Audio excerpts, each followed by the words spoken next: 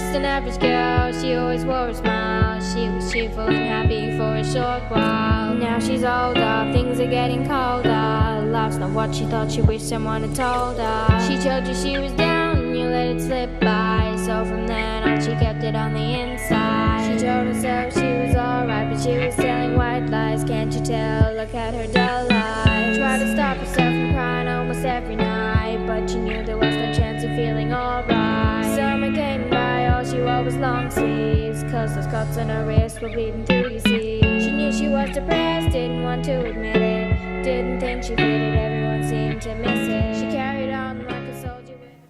Hi guys, so we're going to be a bit more serious in this video.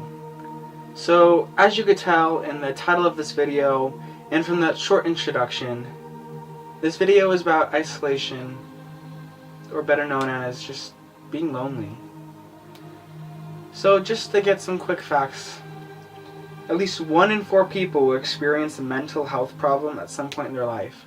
Because loneliness, isolation, it affects you greatly, and it should be treated as much as any other disease. So 1 in 6 adults have mental health problems at any one time. That is a lot of people. And of course this isn't just adults, this is everyone. A lot of people get affected. Loneliness and social isolation are harmful to our health. Research shows that lacking social connections can be damaging to our health as smoking 15 cigarettes a day. That's pretty crazy. And there's a lot of things we can do to prevent this also. But I want to go behind the science of what social isolation can actually do to the human body. So, according to healthdirect.gov,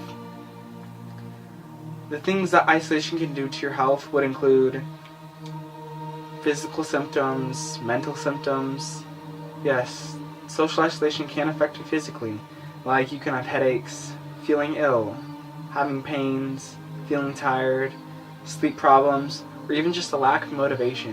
Of course, if you have these, this isn't necessarily meaning that, you have social isolation in an extreme level. But these are some of the symptoms that can affect your body.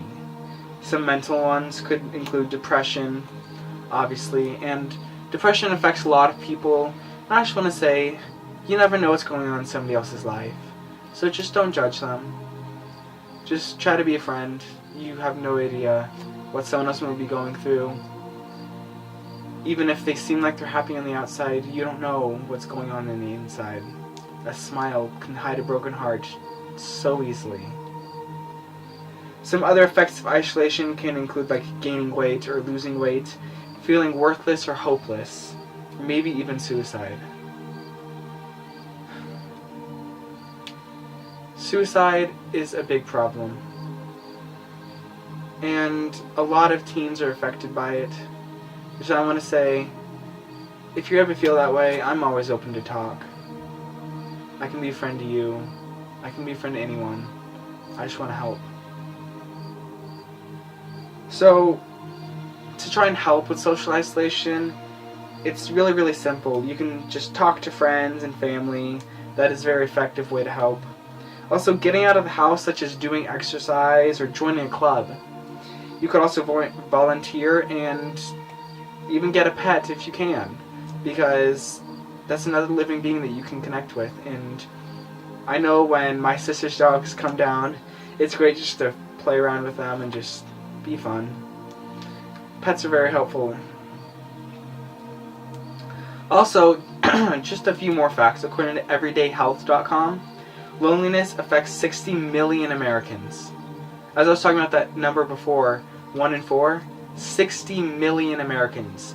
So just in America, think about how much that is. Just people being affected by social isolation. New research shows that social isolation is as much of a threat to your health as obesity. According to a social neurologist named John Cacipo, the effects of social isolation or rejection are as real as thirst, hunger, pain. The brain goes into a self-preservation state that can bring with it a lot of unwanted effects, states Mr. Cacipo.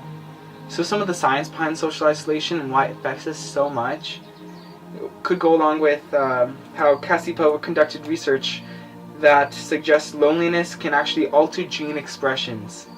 As he suggests, what genes are turned off and on in ways that can help prepare the body for assaults, but that also increase the stress and aging on the body. Some animal studies have shown us that the social isolation has changed levels of dopamine, a neurotransmitter that determines impulsive behavior. This concoction of toxic effects can really just impair your cognitive performance, which is pretty crazy considering it's just feeling lonely. Like, people take loneliness so for granted, but affects so many of us in many different ways, and some very deeply. And I would know this because I get attached to people very easily, and if you know anything about me,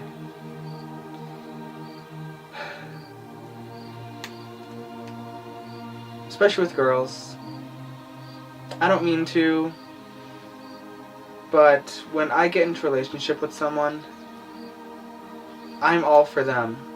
I love them very deeply, and I don't want to leave them. So when they break up with me, it affects me deeply, and I just feel so alone. And that's when I actually took that introduction video at the beginning. I felt so alone during that time. Even in that crowded room, I felt like I was still alone. I felt so lonely. So again, if you need to talk to me, I know how you feel. Because it hurts, I know.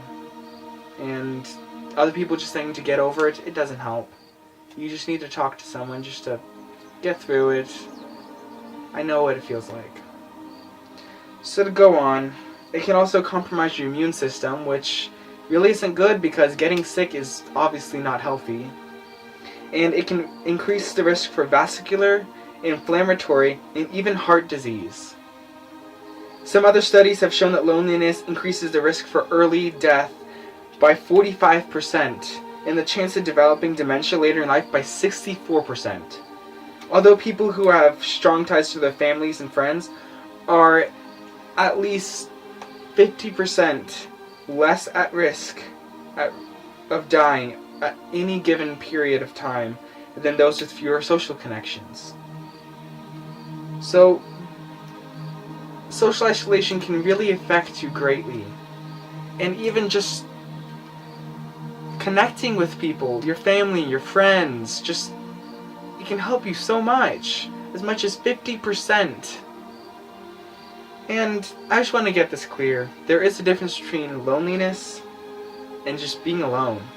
So according to medicaldaily.com, it talks about how there's a difference between feeling lonely and actually being alone. An astronaut who was completely alone as he was orbiting the moon while his companions were on surface for 3 days straight. He was alone, but he did not feel lonely. He was the only one up in that spaceship orbiting over the moon. And even when he went to the dark side of the moon and he didn't have to talk to NASA, he liked it, even though he was completely alone.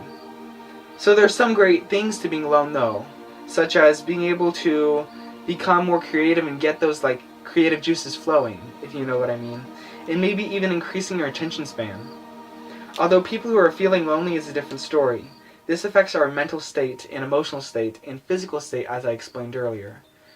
So you can be in a crowded room and still feel lonely.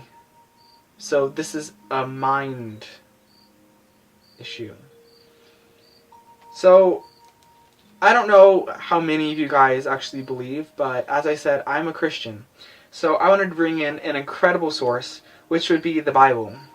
So it has a lot to say, and it has a lot of wisdom to put onto this subject.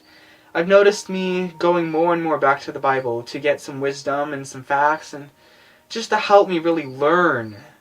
So there was one particular person who felt loneliness very deeply, and that was David.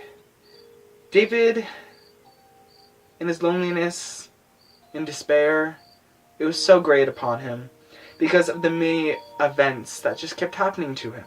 For example, his own son was risen up against him. The men of Israel went after him. and he was forced to flee from the city and leave his house and family. Just imagine. Pretty much everyone was against him, and he had to leave everything he knew. He felt so alone and so lonely. In Psalm 25:16 it says, "Turn to me and be gracious to me, for I'm lonely and afflicted." David just straight up said, "I'm lonely."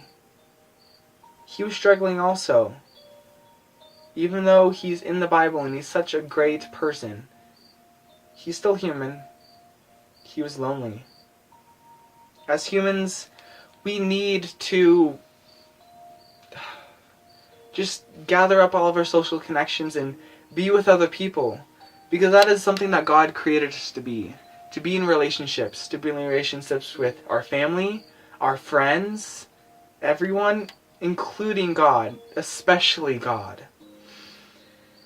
You can also read how in Matthew 28:20 it says, "Teaching them to observe all that I have commanded you, and behold, I am always with you to the end of the age."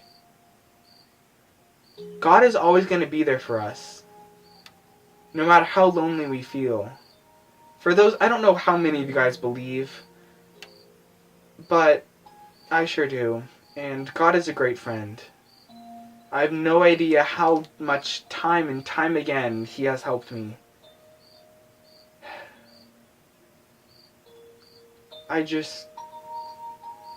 He's a friend who will never betray me. And I love Him for that. God is my friend. He's my creator. He's my everything. And I know I make lots of mistakes, and I'm trying to work on myself to become the better person and to realize what I need to fix about myself. And it is great to help with my loneliness when I do feel alone, to talk to my family, my friends, the people who are close to me, and even just talking to God, because I can talk to Him anytime. So, I don't know how many of you have experienced self-isolation, social isolation, but just keep pushing. I'm always here for you. Don't worry about what other people think. They don't necessarily know what you're going through. Just keep two things in mind. God can always help. I'm not trying to push anything on you, but He definitely helps me. And second, it's okay just to keep to yourself sometimes and be alone. But if you do feel lonely, as I said before, get out of the house, get a pet, just socialize, be with other people. It'll help your loneliness, because it definitely has helped me. So, lastly, just to wrap things up, if you do want to talk to me and maybe just chat with me and be social, talk to someone, I'm always understanding. I can always help.